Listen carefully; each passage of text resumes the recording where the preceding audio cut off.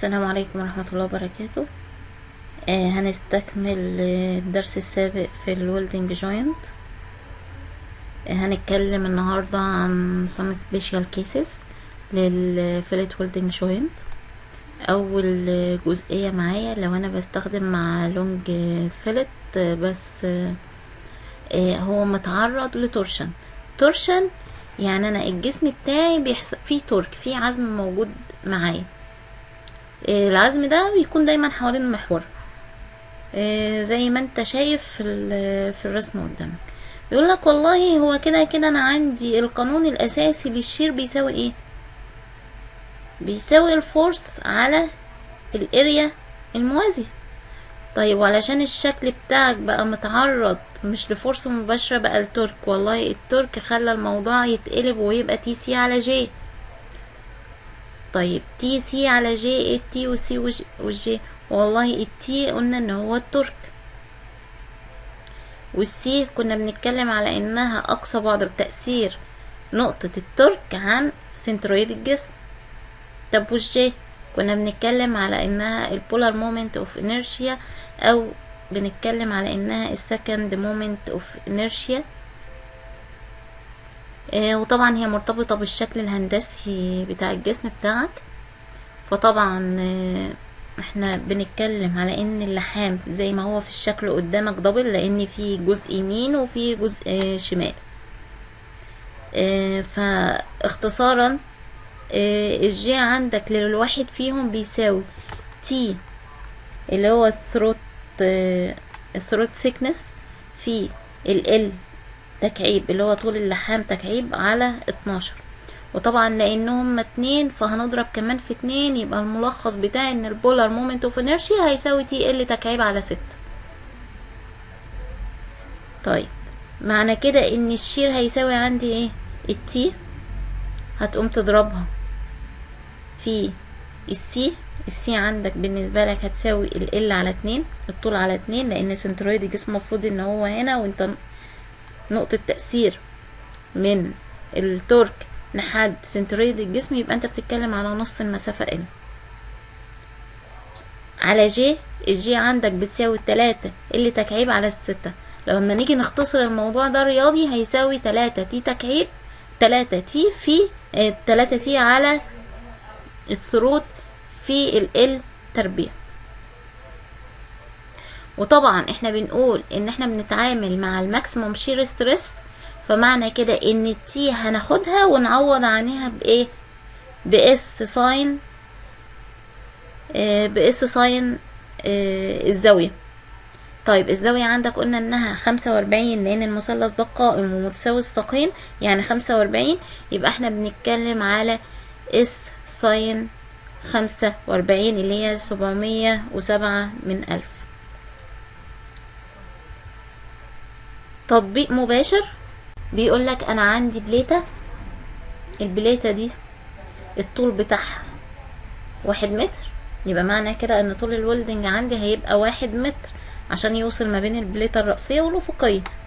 قال لك ان السمك بتاع البليته ان هو 60 مللي، اتلحمت مع بعض بزاويه 90، يعني بيأكد لك ان انت هتشتغل على فيثاغورس. وقال لك ان تو اتش اذر ان الاتنين ملحومين مع بعض على 15 مللي، معناها ان دي الاس، الطول اس افقي ورأسي 15، يعني زاويه 45، يعني سيتا بتساوي 45. بيقول لك لو سمحت احسب لي التورك في حاله ان الماكسيموم شير ما يقدرش يشير اكتر من 80 ميجا باسكال. والله احنا كده بنشتغل تعويض مباشر. معنى كده ان الشير عندي بتساوي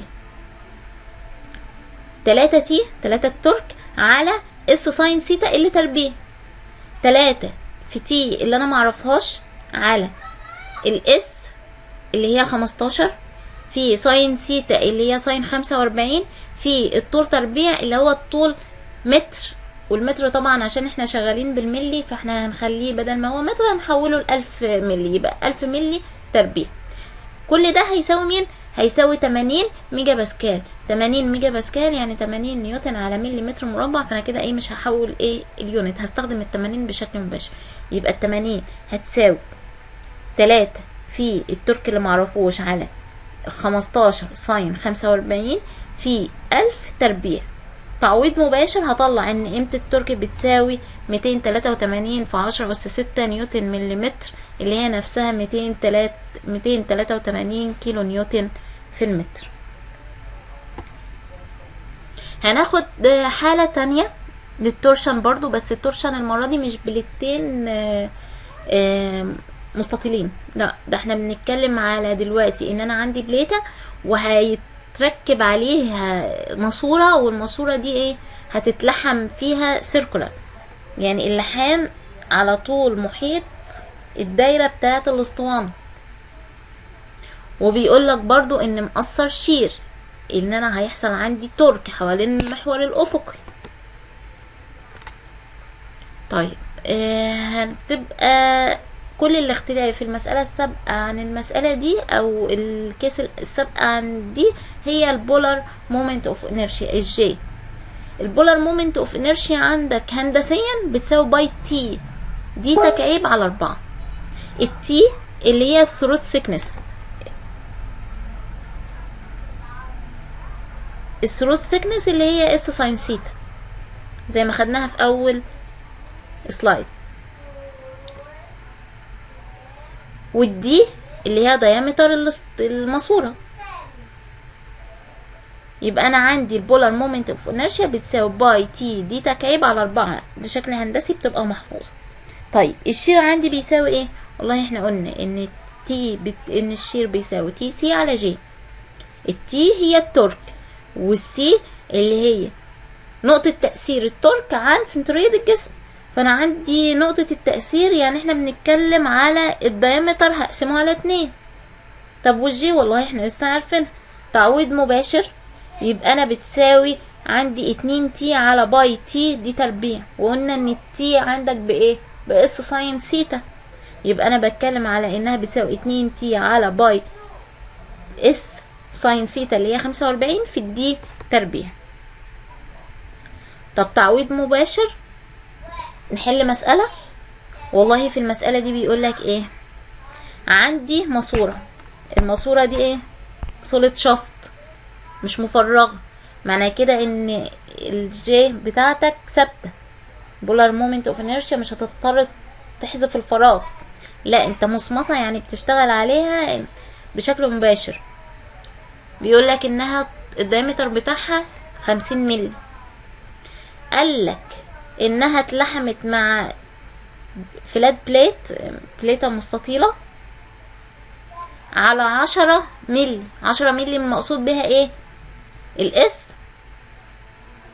طيب هو عاوز يحسب ايه؟ والله طالب منك انك تحسب التورك في حالة ان الماكسيموم شير اللي واقع على الويلدنج هنا ما يزيدش عن 80 برضو، 80 ميجا باسكال. يبقى انا بقول ان الشير الماكسيموم عندي بيساوي 2 تي على باي تي دي تربيع، والتي قلنا هنستبدلها باس ساين ثيتا، وان الثيتا عندي ب45. يبقى انا تعويض مباشر هتساوي 2.83 في التي على باي اس دي تربيع. يبقى انا بتساوي عندي 2.83 في الترك اللي انا معرفوش على باي في الاس اللي هي 10 في الدي تربيع، الدي ب50، وطبعا مش هحولها هخليها مليمتر زي ما هي. معنى كده انها بتساوي الشير 80 ميجا باسكال اللي هي نيوتن على مليمتر مربع، مش هحول يونت. يبقى انا كده مجهول وحيد عندي اللي هو التورك هيساوي كام؟ والله هيساوي 2.22 في 10 أس 6 نيوتن في مليمتر، اللي هي نفسها بتساوي 2.22 كيلو نيوتن في المتر. تالت جزئية معانا او تالت حالة خاصة معانا هي البندنج. البندنج لما يحصل ماسورة اتلحمت في بليتة، هو مبدئيا هي واقعة تحت اجهاد الانحناء. اجهاد الانحناء بيساوي ايه؟ ام على زد. زد اللي هي السكشن مودولس بتاعت الجسم، ودي مرتبطة بالشكل الهندسي بتاعها. طيب وليها جداول محطوطة طبقا للشكل الهندسي. طب بما اننا قلنا ان الاسطوانة اصلا هي سلندر دائرية، يبقى الزد ليها قيمة ثابتة اللي هي هتساوي باي تي في الدي تربيع على 4. طب والام دي اللي هي مين؟ والله هي الام دي لو هو ما ادهالكش مباشرة تبقى هي الفورس فزرح، اللي هي الفورس اللي عملت لي الانحناء او اللي اثرت على الجسم في طول الاسطوانة بتاعتك. طيب لما باجي اصفي الايكويشن بتاعت الستريس بتاعت البندنج هتساوي ام على زد اللي هي نفسها الام على الزد اللي هي باي تي دي تربيع على 4، يبقى هي نفسها بتساوي 4 ام على باي تي دي تربيع. ولما باجي اتكلم على الماكسيموم بندنج اللي بيحصل للجسم يبقى احنا بشيل التي وبحط مكانها اس ساين سيتا، وسيتا عندي ب45. طيب تطبيق مباشر على القانون ده بيقول لي انا عندي، هو طبعا مش راسم لان هو هيدي اكيد الصيغه، هيدي بيانات المساله كلها في الصيغه الكلاميه.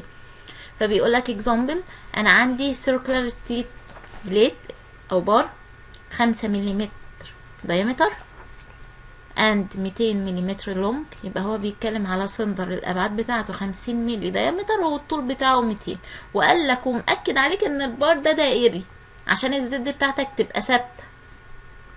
بيقول لك انها is welded perpendicular، اتلحمت عموديا to a steel part على بليته من الستيل to form a cantilever يبقى انا اكيد هيحصل عندي انحناء to be loaded with 5 كيلو نيوتن عشان يقدر يستحمل 5 كيلو نيوتن موجودة على الاند بتاعت السلندر بتاعتك.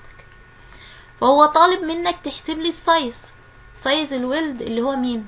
اكيد الاس. طيب بيقول لك assuming the allowable stress in the weld as 100 ميجا باسكال. هو بيقول لك اعتبر ان الallowable او المسموح به او اقصى حاجه تقدر تحصل عليها 100 ميجا باسكال. 100 ميجا باسكال اللي هي 100 نيوتن على مليمتر مربع. يبقى انا كده انا مش محتاجه ان انا احول يونت، انا عندي الابعاد بالملي وعندي اللود بالكيلو نيوتن، فهحولها بس للنيوتن، فهضرب في 10 اس 3000.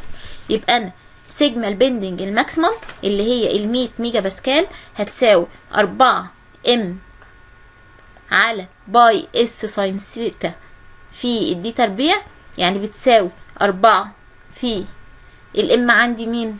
هو من دولكش المومنت، يبقى هو هتعامل مع الفورس في ذراع. الفورس عندك بكام؟ ب5 كيلو، تبقى 5 في 10 اس 3 في الذراع بتاعك كام؟ والله هو قال لي ان طول البليته بتاعتي 200 ملم. يبقى انا طبعا مش هحول الملي، هسيبها زي ما هي. النيوتن هخلي اللود عندي بالنيوتن. يبقى 4 في 5 في 10 اس 3 في 200 على الباي الاس دي المجهوله اللي هو طالبها السايز بتاع الويلدنج في ساين 45 في الدي تربيع. الدي ب50 ملم، وهسيب اليونت زي ما هي تبقى 50 تربيع. يبقى انا عندي مجهول واحد بس في المقام اللي هو الاس، هيساوي بشكل مباشر هيساوي 7.2 ملي متر. شكرا.